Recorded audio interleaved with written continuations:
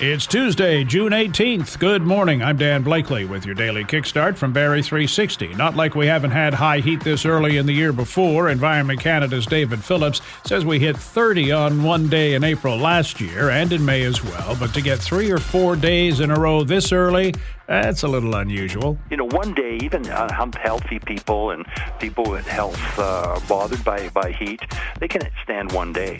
But when you get 2, 3, 4 days of it, well, then that becomes a real health concern. Phillips noting that the fourth day of extreme heat like this is often when we see hospital admissions for heat-related illnesses start to rise. Cooling centers have been opened in many parts of our region if you don't have air conditioning at home, and we're not the only ones dripping in sweat.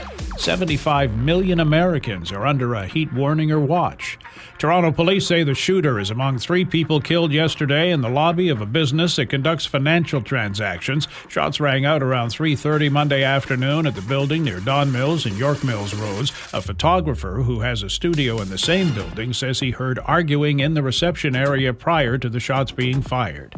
Opioid-related deaths in shelters more than tripled during the pandemic. Study by the Ontario Drug Policy Research Network found there were 210 accidental opioid deaths in shelters between January 2018 and May 2022. The majority of those deaths occurred when there was no one around to intervene by using naloxone or calling first responders.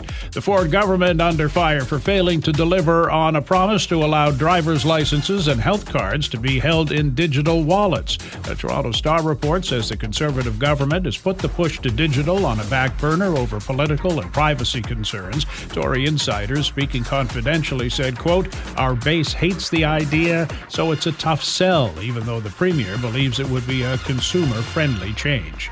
Mix of sun and clouds today, chance of showers, maybe thunder, high near 33, humidex 42. That's your kickstart for June 18th. We're back again tomorrow. Until then, remember, every negative thought is a down payment on your failure.